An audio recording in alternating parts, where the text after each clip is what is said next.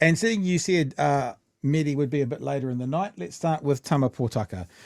So this clip is a bit longer. I might even speed it up in part way through because honestly, I thought about speeding this up. I thought about just making it go because he literally says nothing.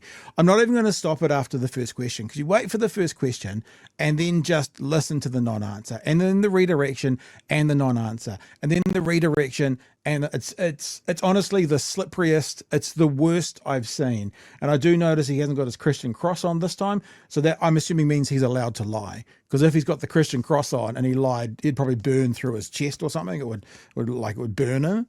But so keep an eye on this one. So let's have a look, shall we? So when you changed the eligibility criteria for emergency housing in August of last year, your officials explicitly warned that the changes could lead to an increase in homelessness. And the MSD advice said this, quote, making these changes ahead of significant increases to the supply of affordable housing and more preventative wraparound. I'm not stopping to actually talk about the content. There's two things. Tama Potaka's breathing freaks the shit out of me all the way through. And is it just my screen? Get the oxygen going. Is it just my screen, or does it look like Jack Tame's tie is doing psychedelic things? Like it's a hippie tie and it's flashing under the lights sort of thing. The final thing is TVNZ, do better with the audio quality. This is terrible. We do Sounds better like an than air this. in a bucket. Yeah, totally. Supports does create a risk of increased levels of rough sleeping, people living in cars and overcrowding. So has changing the emergency housing policy increased homelessness? That's the question. Look, we acknowledge that there's some real concerns and real issues with people living without shelter and rough sleeping, not just in places like Hamilton, but right throughout the country. Have your policies contributed to it? It's a real challenge for a lot of people, and homelessness isn't just about building a house and enabling that person to move in the house, but there are other issues and other challenges. For example, but what about your policies? policies? Drug and alcohol addictions, the cost of living, the economic crisis, and also some of the physical health challenges that go with it. What this government does has he need done, someone to bring it back to the point? Over and above the focus on emergency he needs to housing, move we've the also cue committed cards to on. But what about supporting your community policies, housing Tama? providers. So another 1,500 community housing provider houses over the next couple of years, and they actually provide a lot of wraparound support, and that's what a lot of people who are facing those challenges really need. We continue to support Māori housing too. So places like Ngāti Whakauē, tribal lands over in Rotorua, they've been building houses over there by the Rotorua airport, supporting them to build houses for people, Kiwis, Māori, in genuine need. So to my question though, has changing that policy led to an increase in homelessness? Well, homelessness, as I said, is not just about housing, and it's not just about emergency housing. And we acknowledge... Just to my question though, has changing that policy and changing the eligibility for emergency housing, as you did in August of last year, has that contributed to an increase in homelessness? Look, there are some reports that there's an increase in rough sleeping and living without shelter. As a result of that policy? What are other words for that, Tama? Also say, just like the Homelessness Insights briefing that I've just received, say that actually there's a whole range of potential causes. That Homelessness Insights research is the one we were talking about last week that he's been sitting on. And you notice there he said, that I've just received, but that's the one that he was accused of last week sitting on because the numbers are going to be bad. He acknowledges now he's got it, but he only just got it. He wanted to get that on camera.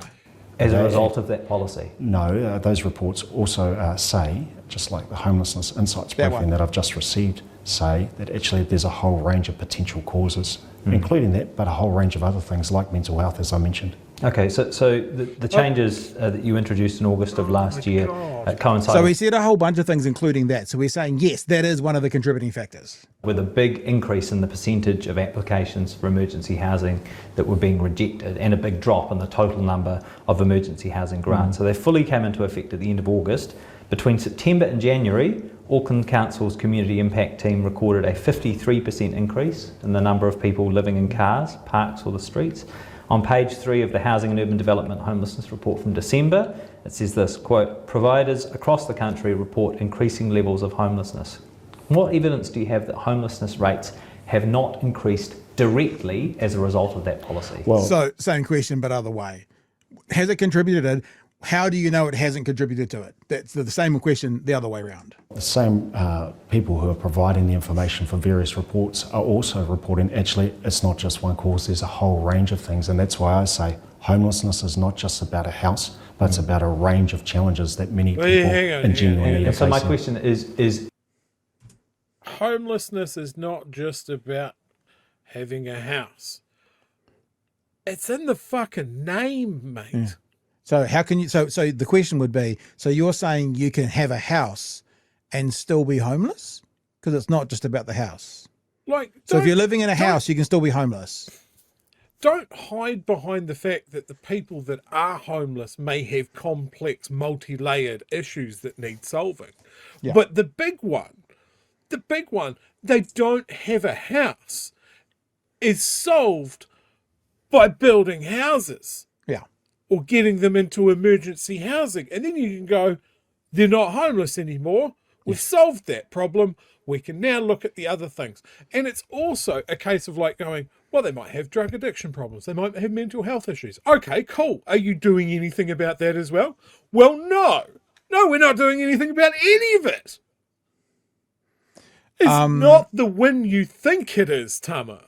What you're saying, Chewie, is they need to get a to-do list. And on the to-do list for the homeless people, it's going to have mental health issues. It's going to have addiction. It's going to have a home. So what they can do is then they can tick that one off because that the homes, they've got a home to live. Just and do then that. and then they can start helping and get the community services that they needed for the other ones as well. But the home bit would be solved. That's a key part of it. And look, if they need to justify it, they can just look at some of the research that says, hey, look, if you want big bang for buck, you want people to sort of move away from crime, give them a house. Give them a place that they can call theirs. Mm-hmm. Maybe he can wander down the hallway and knock on Chris Bishop's door and go, hey, man, you've cancelled thousands of social housing projects this year alone. Yeah. I need some of those houses to get these media people off my back. They keep on asking about the homeless, and I keep on stumbling between calling them homeless, calling them rough sleepers, calling them underhoused, calling them fucking all sorts of other things. It's really confusing. I can't keep it straight because I'm a very simple man. And all I'm doing is pinballing my way through an interview which has been scheduled in some sort of storage area that they've put 2 trees in, and that's it. Okay, this clip's still got a couple of minutes to go because we are still trying to get the answer out of him that started 3 minutes ago. But it's about a range of challenges that many people in genuine need are And so facing. my question is one of those contributing factors your decision to change eligibility for emergency housing? Do you acknowledge that? No, I definitely acknowledge there's a massive problem with housing and homelessness. And again, with housing, there's simply not enough houses. And No, that's I why- understand. So my question- hang on, Tama. You just said there's not enough houses. But the last thing you said, it's not just about houses. How can it not just be about houses and there's not enough houses? How can you bite that cherry twice? That doesn't make sense to me. We'll keep going. though is you say there's a range of contributing factors to reports of increasing homelessness across the country. My question is whether tightening up the eligibility for emergency housing, as you did in August of last year, if that is one of the contributing factors. That's a very strong view that many people have. And what I'd say is this also, Jack, that where people have a genuine need for short-term stay and temporary accommodation in most towns and cities in New Zealand, emergency housing is available. There is a responsibility fucking framework true, that goes is it, with though? that, but emergency housing is So available. it's a strong view that many people hold that your policy has led to an increase in homelessness. What's your view? Well, I think there's a range of factors. What's your view? Well, my view is this, is that where people have a genuine need for short-term stay and temporary accommodation in most towns and cities in New Zealand, there continues to be emergency housing available. And we continue, as taxpayers, you and me, Jack, through the government, to put $500 million a year into things like Housing First, rapid rehousing, transitional and a whole range of other initiatives to really help those people in genuine need. Yes, you're talking about those policies and your efforts to increase the housing supply, but I just want a really straight answer on this. Do you acknowledge that changing eligibility for emergency housing, as you did in August of last year, has contributed to an increase in homelessness? This is what I acknowledge, that there's a range of factors that influence it, and the changes to the emergency housing policy have been reported by many people as being a contributor. And what is your view as the minister responsible? It's actually terrible because he's now saying reported by many people. So he's saying yes, but I can't say that. I think I've told you about this before. I've had an interview with Dr. Don Brash where I played a conversation with him with Duncan Garner, and Duncan Garner asked him about it was sending soldiers to East Timor or something like that, and Brash's answer was, "This is a diversionary tactic put in place by da da da da da da." And I said to him, and I'd say this to Tama, I'd play him this, and I'd go, "You know how you guys always say when you're going for an election, it's a job interview, and when you're going for a job interview, you're getting the people of New Zealand to hire you." And he'd say yes, and I'd say, "How the fuck can you be in a job interview and get asked the same question 5 times and not answer the question? What job interview does the average person on the street get to go and sit in front of their, I don't know, JB Hi-Fi manager and them ask a question? What happens if you don't answer that question? You don't get the job. You don't have the option not to answer the question if we're your bosses. It's not how the employer-employee line goes. It's really not." Responsible. Among those range of factors, do you acknowledge that your policy has contributed to an increase in homelessness? This is my view, Jack. There are a range of factors. People have said that the policy is part of that, but there are also a range of responses, and we're really dedicated to trying to build more houses and to enable people that have that genuine need actually to get into a proper home with the pastoral support that they need. People like Te Rūnanga, Kirikiriroa, the Wise Group and others who do some fantastic work here in Hamilton West and elsewhere throughout the country. And that's it. So at no point did he answer the question. He said he went about as close as he flew to the sun was, there are a range of things and many reports cite that as one of the reasons. But at no point did he say, "I agree it's one of the reasons." I don't actually even understand how this is a tactic, because I don't know how anyone can watch it. You could be blue through and through, right? And go, "Yeah, I'm satisfied with that answer." Like, I don't know why this is a tactic. I don't know why saying it is and we're working on it is not actually 1,000 times better and would have made that 5-minute conversation 60 seconds. Sure. Look, I've got a couple of thoughts about this interview. First of all, it looks like Christopher Luxon is now doing the media training with his MPs directly, and they're not getting experts in. That was dreadful.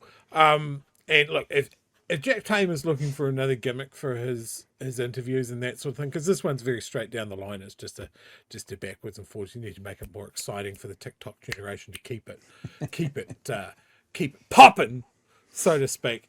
Is what I would suggest is every time a question is not answered to Jack's satisfaction or is not just a straight answer, somebody in the background gets a little bit closer, and that person has a burlap sack and a big tree branch.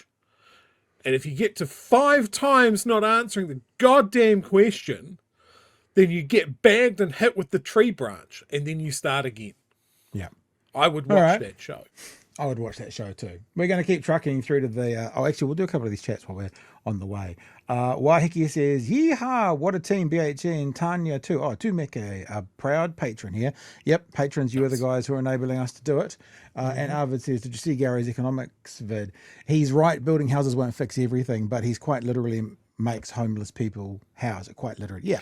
And I mean, the thing is, we sit in the side of politics which go, a holistic approach is probably better. So we know that it's not about one issue. But, you know, as Chewie said so clearly, if you are homeless, if you are less a home, being provided a home at least clears away that part of the issue, and then you can work on the other ones. Chewie, sorry. 17,000 tradespeople have left the country. Yeah. 17,000. Wow. There's building companies now that can't afford to keep their apprentices on because there's not enough work. Do you know what would help? Massive social housing project. Yeah. Absolutely. All of those cancelled. We owned the land. We had the plans done. People were getting ready to build them. We would be far ahead of where we are now if this government hadn't gone knee-jerk, Labour did something, it's bad, rather than just, you know what, we're going to put a national rebrand on this whole fucking thing, do a victory lap, homelessness is down, crime is down, we're the best. No, they couldn't even do that. They coincidentally tried to do something like that today. Sorry, a little bit of a tangent. Did you see National's announcement of a $6 billion infrastructure No. binge?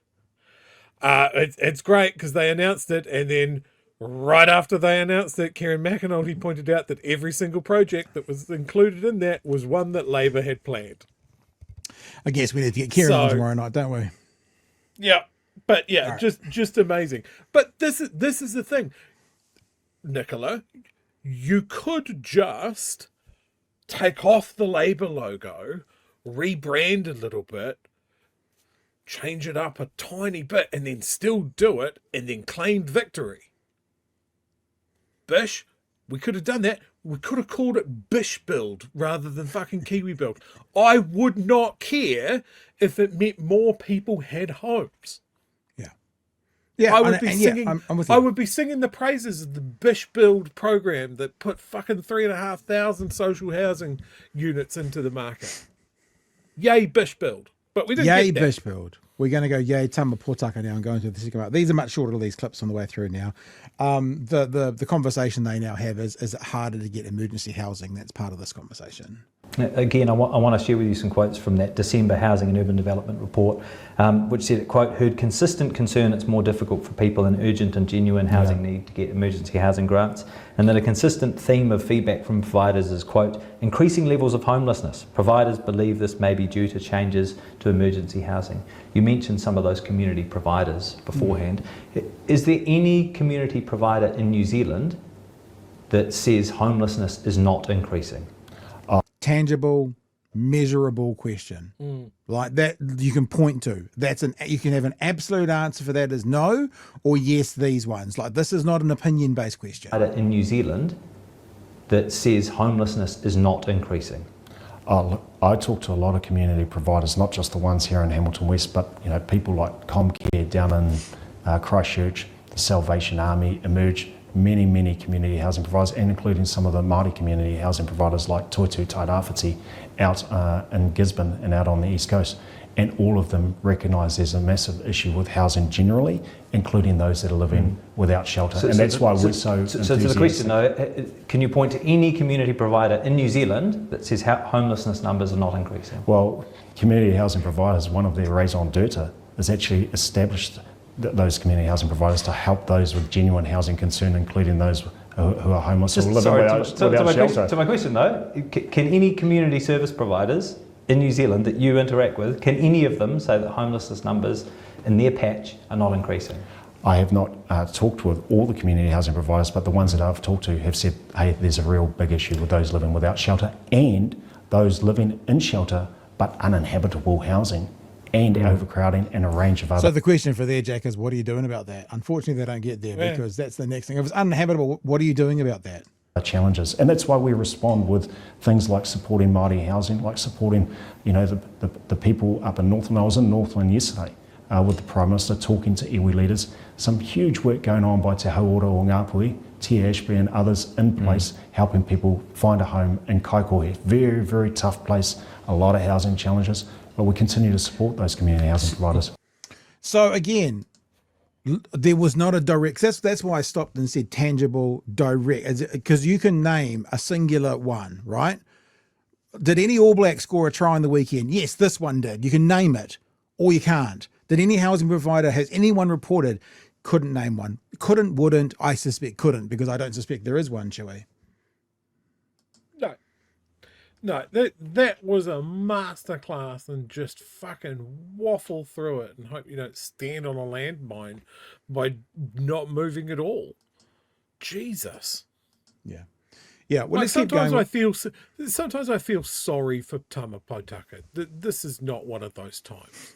Yeah, other times he does seem to get kind of thrown under the bus as the kind of person who knows tikanga and speaks fluent Māori, and the government sort of use him for that. It's always a bit ugly, but yeah, you're right. This is the time. These are his portfolios.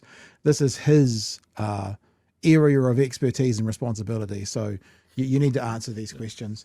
They also go and talk about the latest housing report, and is there evidence that that homelessness is increasing? Is it shown? You've got the latest version of that housing and urban development. So this is again the one they were talking about last week, which they're being accused of sitting on. I just received the final report last week. You haven't yet published it publicly, although that will be coming. Yeah, I absolutely, understand. absolutely. Does it show an increase in homelessness?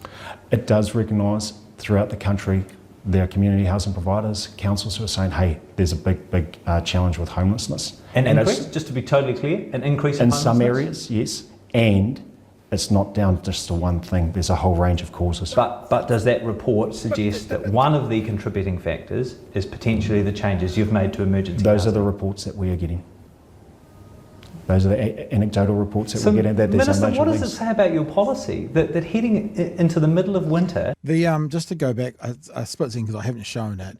A part that you haven't seen about this conversation is Tama Potaka basically saying how happy they were and proud they were with how the policies are all going. There's a part of this conversation just to bring context, because Jack's response now is, how can you be happy of this contributing to homelessness? So just so you know, that's where this kind of this face that you're looking at right now from Jack Tame comes from. Reports that we're getting. That there's Minister, a major what does links. it say about your policy that heading into the middle of winter, you are celebrating an emergency housing policy that your own officials say is contributing to an increase in homelessness? You know, what they're saying is we've got a whole range of causes. You've just told me. You've just told me that one of those causes One of them, yep. is your own policy. No. What I've said is that there are anecdotal reports that say there are a range of causes, and they also Including report your own policy? They report that the emergency housing policy is very, very harsh. That's what some of the anecdotal reports are saying. And you think this policy is a success? No, our target is not No. a policy. No, he our said no. target is reducing the amount of whānau and households living in emergency housing. You've We've certainly done that, but it sounds like you've all... Yeah, that's stupid though. Our target is to reduce the number of people in emergency housing. If we just kick them out of emergency housing, hey, we reached our target. And that's, I guess, the accusation as to basically what has happened. My ministry has the aim of reducing the need for emergency housing by providing non-emergency housing, otherwise known as housing. That's an answer. Yeah. That's a noble goal. Yeah. Like you can sit there and go, emergency housing is not great for people. I don't think there's a person out there that thinks that emergency housing is a permanent solution by the very token of its name. But I think if the choice is sleeping in a storefront or on a fucking car or under canvas nylon next to a fucking motorway, that is worse than emergency housing. Yeah. No, I agree. This has only got about 20 seconds to go, then we'll go to the next clip. Amount of whānau and households living in emergency housing. You've We've certainly done that. but it sounds like you've also put more people on the street. Hey, those are the things that we have acknowledged that there are some challenges, and we are responding to those with agility. When will you release that report? Soon. I mean, just quietly that, hey, you know, when Jack comes in with quite a compassionate perspective there, and the response is, hey, you know, shit happens. I'm just like, dude, that was a swing and a miss. Living in emergency housing. You've We've certainly done that, but it sounds like you've also put more people on the street. Hey, those are the things that we have acknowledged that there are some challenges, and we are responding to those with agility. When will you release that report? Soon. Sorry, maybe it's me, but that just comes across like, nah, shit happens. Hey, shit happens. We've responded with agility in the same way that a WWF wrestler comes off the top rope with fucking agility. Only the person that they're using their agility on from that top rope is not another professional wrestler. It's literally homeless people they dragged into the arena. Any time that I have felt sorry for Tama Potaka is gone now. Like, I always felt sorry when he was dragged into the conversations about the treaty principles bill and all of this sort of stuff. Like, and I always felt like he was kind of in a bad position there. I mean, this is the party line, but it's a horrible way to mention it, but he is sometimes a token. That's how it comes across. They put him out when they need someone who can speak and know and understand. Like at Waitangi, he spoke at Waitangi. He wasn't the highest ranking person there, but he spoke at Waitangi. It just feels like they're going, well, let me just roll out our Māori to do the talking. It's awful. I hate it. It's revolting. I mean, like, he's one of those guys that you go, in 10 years after he retires from politics, I wonder if he's going to be going, are we going to have another Chester Burrows on our hands with Tama Potaka? All right, let's keep going. Part of his responsibilities to do with health and that as well, and Māori development, is Smoke-Free 2025. So Jack asked him about the smoke-free legislation repeal and the impact that was going to have on Māori in particular. Well, I'm here in Parliament. So you mentioned some of the health concerns. You voted to repeal the smoke-free generation tobacco laws, which researchers said would cost thousands of lives. Māori are disproportionately represented in those statistics. Do you accept that repealing that legislation will lead to more Māori deaths? Well, I don't accept that completely, but what I do recognise, and what I do recognise... What do you mean you don't recognise it completely? No, I don't necessarily accept that. But what I know that I need to do is to make sure we hold Te Whatu Ora, Health New Zealand, and others to account, and that's part of the resetting that we've undertaken for. It's so weird, eh? It's like taking your car to the mechanic, right? And he's got all the tools he needs to fix the job. And then you take away 90% of the tools to fix your car and go, I'm going to hold you to account to the same standard. Yet you've removed all the things that the mechanic needed to fix your car. It's like how you hold Te Whatu Ora to smoking rates in New Zealand, especially amongst Māori, is Smoke-Free 2025. When you take that away and go, we're going to hold them accountable to smoke-free rates, in New Zealand, you've taken all their tools away. They've got nothing left to change the oil, metaphorically speaking. It's just so weird. It's so weird. Order, Health New Zealand, and others to account, and that's part of the resetting that we've undertaken for Te Puni Kōkiri over the last year. Cabinet has agreed that one of the key statutory function of Te Puni Kōkiri is to monitor the performance of other agencies to improve health, education, economic development, and training and employment. You've got a long way from smoke-free legislation here. Do you think changing those smoking laws will lead to more Māori deaths? I mean, health researchers all over the country, universities around the country, say that it's going to lead to more deaths, and of course Māori are overrepresented in those statistics. So why won't it lead to more Māori deaths? But I don't know. But what I do know is you just told me before that it wouldn't lead to more deaths. No, I don't necessarily agree with that. What I'm saying is the job of Te Puni Kōkiri, which is my ministry, is to make sure we monitor and hold. So you voted for that legislation, and you just talked about the Krāne-iwi relationship and the importance of improving Māori health statistics. So it is your job. So explain to me why you don't agree that it will lead to more Māori deaths. Well, I don't agree with that. That's not the the intelligence that we've received as Cabinet. But what I want to say is this. Sorry, no, I know what you want to say. What I want to ask though is that why it won't lead to more Māori deaths. Get him. Well, I don't necessarily agree, but you've made that clear. But just explain why. I haven't. So you don't necessarily agree, Tama. What we want to know is why don't you agree? Other than this is inconvenient to the narrative my bosses have told me to put out there, we understand why that might be, not so happy for you. But why do you disagree with what all the health researchers and professionals are saying? Why do you not necessarily agree with what they're saying? That's what we want to know. I haven't thought about that to a great extent. What I've thought about it. Well, no, it could potentially. Yeah. I mean, health researchers say it could lead to thousands more deaths, and Māori are overrepresented in those. And you haven't thought about it. No, what I've said is this: is that I don't necessarily agree with that. But what I need to do as the minister is to make sure that the department or the agency that I'm responsible, which is the Ministry for Māori Development, holds other agencies to account and ensures that there's appropriate data and evidence to report back on whether or not that's happening. And if it is, well, we've got a problem. So what he's saying is we're going to see what happens, what the evidence shows us. But the evidence is, so when the evidence shows you 1,000 more deaths with Māori overrepresentation, what are you going to say when the research shows you that? Because that's what the research is going to show you. Te Puni Kōkiri is going to keep an eye on it and see what comes of it. Okay, so now you've got, they said something like over the lifespan, 40,000 more deaths, like up to 2070 or something like that. So when it shows you that, then what do? That was a dumb mistake. We should have left that smoke-free 2025 thing in. Like once your department has now shown you how this is impacting Māori, which it will, then what? Sorry, you'll be out of politics by then and sitting on a bank board. Got it. I see the plan. Chewie? I don't understand any of this. Like, well, I do understand it. I do understand it because so many in the coalition have direct links to the tobacco companies. So that's what it is. It is corruption. It's corruption. That's what it is. They've stacked the deck.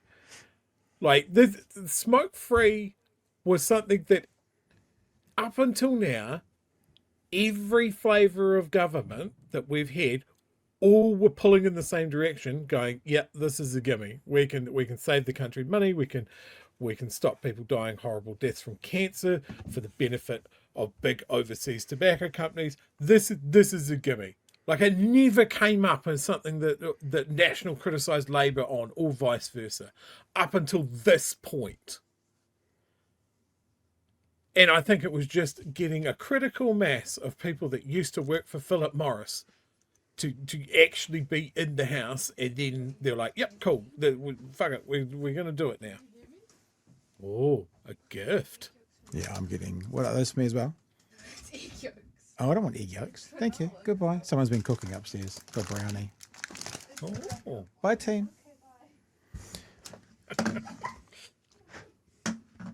I was with you, but brownie turned up, so I had to accept the gift. It was a taonga very graciously given to me, so I must receive it.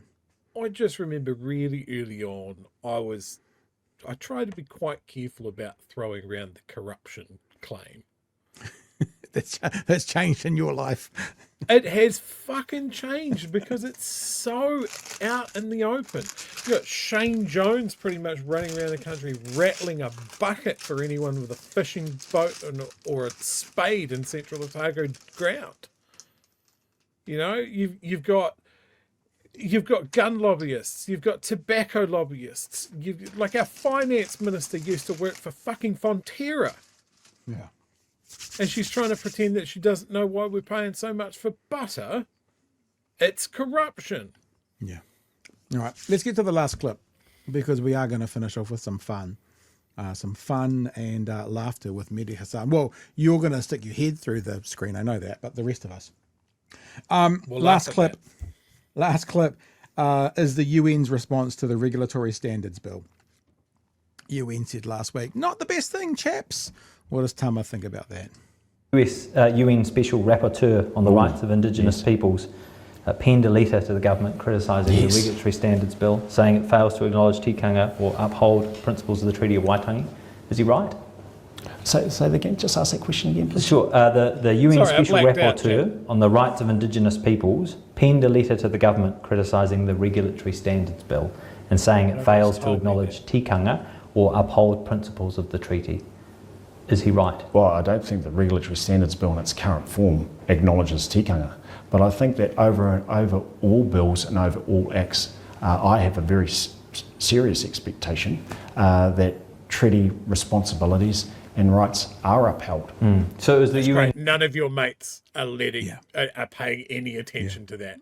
And when the legislation comes for a vote and it doesn't include that, Tama, what will you do? What will you do? Remember, we've been talking to people who were MPs in the 1980s. Things like Nuclear Free New Zealand, they crossed the floor. When it doesn't do any of the things that you're saying here you expect it to do, what will you do? How will you go back to your iwi after voting? What will you do, sir? That treaty responsibilities and rights are upheld. So is the UN Special Rapporteur right in his criticism? Well, in the current wording of the Regulatory Standards Bill, it does not mention tikanga and it does not mention the treaty principles, and that's actually a concern that many of my own colleagues, peers, even my daughter, have mentioned and said, hey, what's going on here? But I think we Prime also... Minister criticised. That's a really telling point. I don't know anything about Tama's family. I don't really want to talk about his kids, but he's Māori. If his daughter is a strong Māori lady and she's not in favour of it, how would you show your face again? Not just to iwi or hapu, but your kid. One generation right there. If you voted for something that it would seem most experts are saying will rip the treaty out of New Zealand legislation, how do you have dinner that night? You know? I'm just wondering if the daughter comment was stronger and more telling than anything else. not mention the treaty principles, and that's actually a concern that many of my own colleagues, peers, even my daughter, have mentioned and said, hey, what's going on here? But I think the we Prime also Minister criticised his letter. criticised. That letter. Yeah, I acknowledge it. I know the Prime Minister criticised that. What I'm saying is a lot of people have expressed their concerns to me over that, and it doesn't acknowledge tikanga. And in terms of treaty responsibilities and rights, I think that those are fundamental constitutional issues that actually sit over and above all legislation. Will you vote for the Regulatory Standards Bill if it doesn't include a reference to the treaty? Well, we haven't heard the report back from the Select Committee. Not the answer, Tama. This is the one time you could actually have a spine. I know, There but might if be- it there might doesn't be have that changes. reference, yeah, it might, but if it doesn't have changes that would include a reference to the treaty, would you support it? Well, I'm not going to speculate on my position in advance of what happens after the Select Committee report and any other changes just that wing it. might be made. But No, he's not going to speculate on his position because he doesn't know if he's got morals or not until he sees what's in it for him and his party. So, Chewie, would you plunge that knife into that person's back? Well, I can't really specify whether I would or I wouldn't. We'll have to wait for the actual time to come and the event to happen before I make that decision. No, I can tell you right now, we wouldn't. If that was the case, we wouldn't. So it's not really speculation. It's actually going, if this concrete thing happens, how will you vote? And I'm afraid his one chance to maybe go out of this interview with a backbone is gone forever. 10 seconds to go. what I will say is this, is that I believe, as does the National Party, that the Treaty of Waitangi, Te Tiriti o Waitangi, is a foundational document, constitutional document for this country. That's what I... As you said, Chewie, I think he needs to have a meeting with some of his mates. There you go. That's the end of Potaka. I could just stop there. That's the end of him. He's done. No, that's the end of the interview with Potaka. I'm just Tama wondering Potaka. what sort of fucking rescue equipment is going to need to be deployed to pull him out of the hole that he just dug with his mouth. Yeah. Tama's daughter, if you're watching, when they try and pass this bill, or whether they're successful at passing this bill, that sort of thing, just when Dad comes home, can you please be wearing a GoPro? I just want to see the footage as he comes through the door and has to tell you what he's done. Do you know what would be really interesting? And I think there is a place to say kids can stay out of this. But actually, Māori in particular have a family, you know, like the iwi and the hapu and the immediate family. It goes on, and whānau as well. I would love to know Winston Peters' daughter. She's not really well known, but she has been in the public eye a bit. What does she think of this? Tama Potaka's daughter. Now, I don't know whether she's 17 or 27. What do they think of this? It would be really fascinating to see some of these Māori MPs who are voting with what most people seem to think is on anti-Māori issues, what their sons, daughters, nieces, nephews, brothers, sisters would think of it all. It actually would be really interesting to find that out. And if maybe someone had more time and more influence than us, that would be a really interesting thing to do, because it's one thing for Tama Potaka or politician X to have to stump up at a marae and argy-bargy because that's how marae works, but to face your son across the table or your brother at Christmas or whatever, it's just that would be a really interesting in-depth conversation. John Campbell, you listening, John? That's for you, son. Get out there. We know that Tama has had to front foot all of this. Yeah, as you said, he spoke at Waitangi. That is somewhere where it's sometimes a brutal exchange of thoughts and feelings about various things. He's had to front foot the government's assault on Māori rights and the positioning of Māori in the founding of this country. He knows the depth of feeling that is out there, especially if it's coming from within his own home. I just don't get it. I think the only way, someone said it in the chat, and sorry I didn't catch it when it went past, but this is one of those things that the only way that you can salvage your reputation is to walk away. Like, we've seen parliamentarians walk away from the House and the party based on a moral code. What is your moral code, Tama? I don't, because at the moment I don't get it. You're defending the indefensible.